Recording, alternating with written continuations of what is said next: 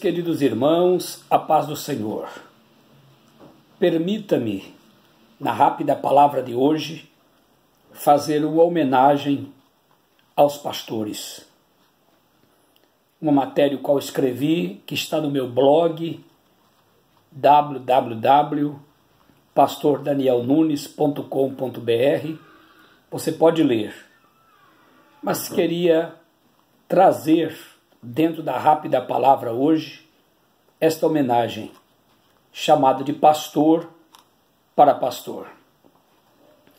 Antes, como ministros de Deus, tornando-nos recomendáveis em tudo, na muita paciência, nas aflições, nas necessidades, nas angústias, nos açoites, nas prisões, nos tumultos, nos trabalhos, nas vigílias, nos jejuns, na pureza, na ciência, na longanimidade, na benignidade, no Espírito Santo, no amor não fingido, na palavra da verdade, no poder de Deus, pelas armas da justiça, à direita e à esquerda, por honra e por desonra, por infâmia e por boa fama, como enganadores e sendo verdadeiros, como desconhecidos, mas sendo bem conhecidos, como morrendo e eis que vivemos, como castigados e não mortos,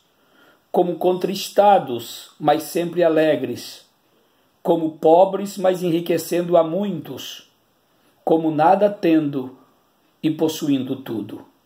2 Coríntios 6, de 4 a 10. Olhando para esse trecho da segunda epístola aos Coríntios, e tudo o que foi elencado por Paulo quanto à vida e comportamento do ministro do Evangelho de Jesus, perguntamos: seria possível que alguém de carne e osso pudesse suportar física, espiritual, emocional e mentalmente essa carga toda de responsabilidade? Certamente que a resposta seria não.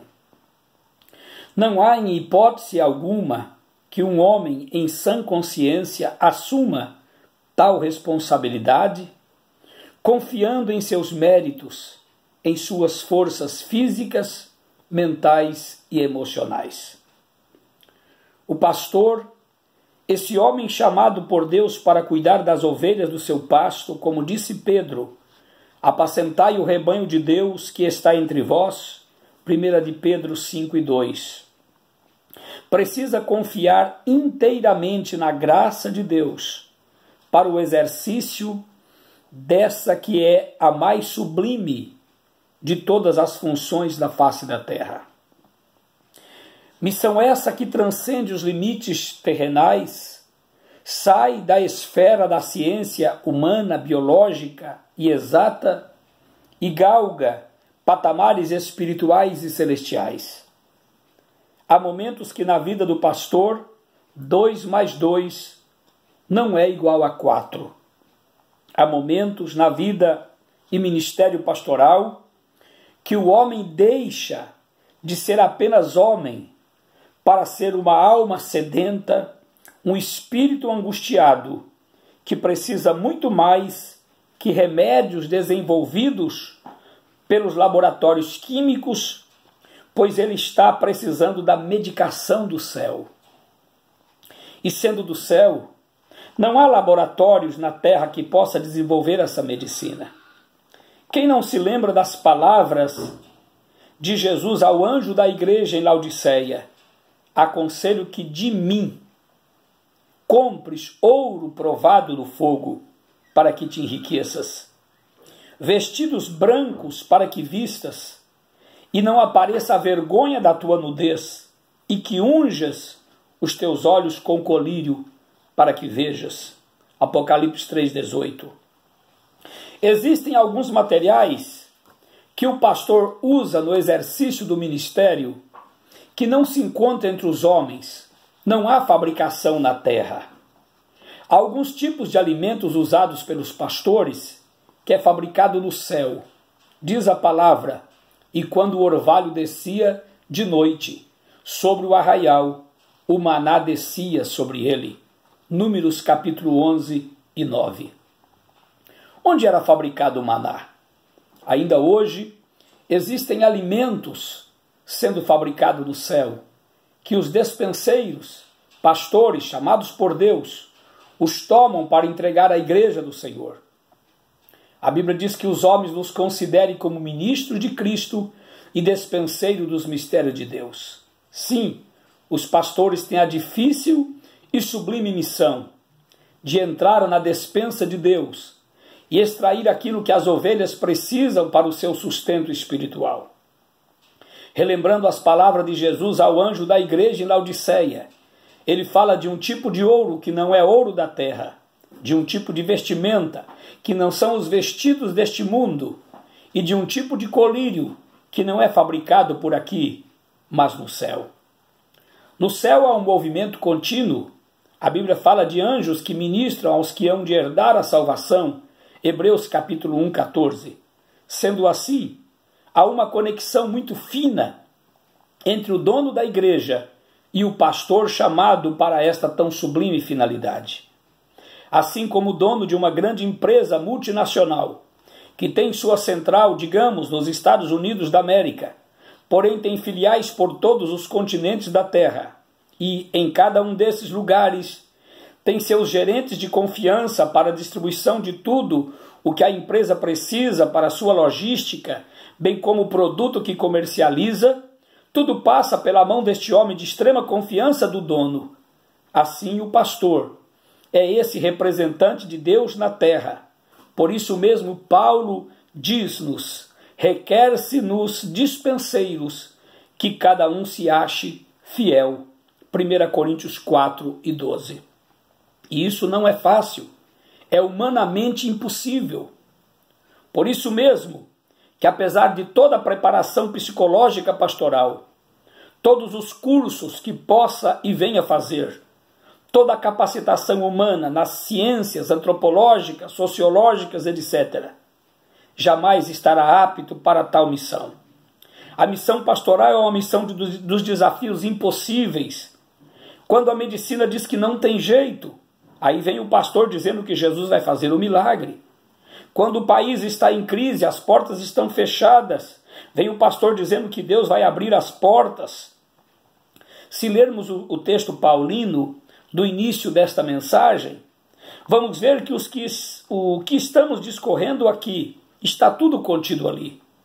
O pastor é o pobre que enriquece a muitos, é o fraco que fortalece a muitos, é o que não é conhecido na terra, mas que tem uma amizade estreita no céu, que é chamado de enganador na terra, porém os habitantes do céu sabem que ele é verdadeiro.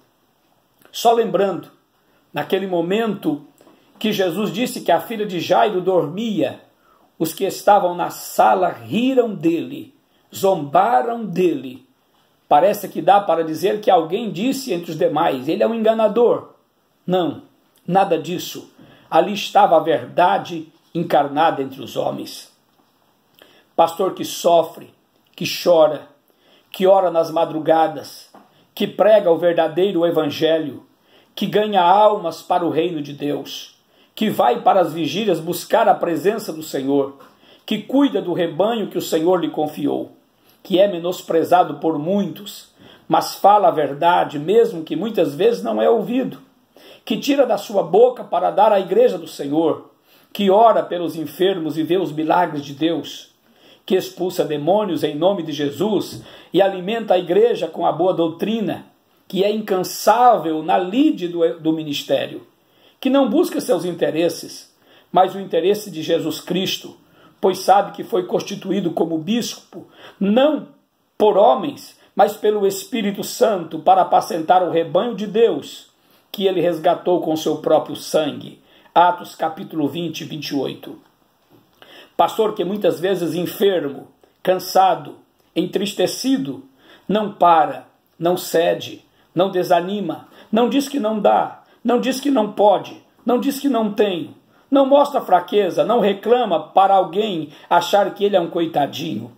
Pastor chamado para tão sublime e transcendental missão, a missão de fazer Cristo conhecido por todos os homens, como disse o apóstolo entre os gentios, porque nada me propus saber entre vós, senão a Jesus Cristo e este crucificado. 1 Coríntios 2:2. De que material é feito esse homem chamado de pastor? Que de manhã chora em um culto fúnebre, à noite está se alegrando na festa de casamento?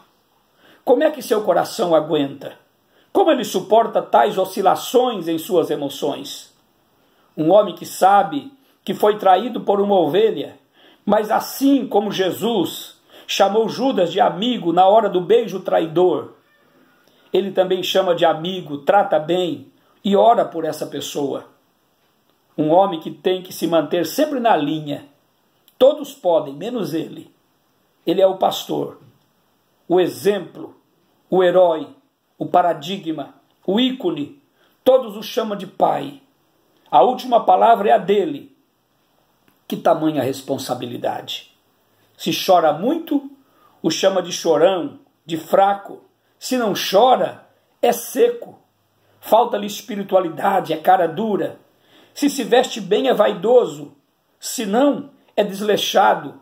Se anda de carro bom, está gastando muito dinheiro dos dízimos. Se anda de carro velho, é porque não sabe administrar bem o dinheiro da igreja. Que luta, que dificuldade, que fio de navalha. Pastor chamado por Deus, permaneçamos firmes na vocação que o Senhor nos chamou. Quando as lutas apertarem, corra para os pés do Salvador. Lá tem o lenitivo para a nossa alma de pastor. Lá tem fortaleza para o nosso coração de pastor. Lá tem alimento para o nosso espírito, muitas vezes solitário de pastor. Lá, aos pés de Cristo, tem a resposta que nós, pastores, precisamos, seja para a nossa família, para o nosso ministério ou para a igreja que o Senhor nos confiou.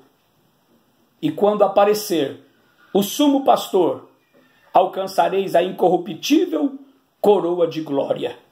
1 de Pedro 5:4. Parabéns, pastores.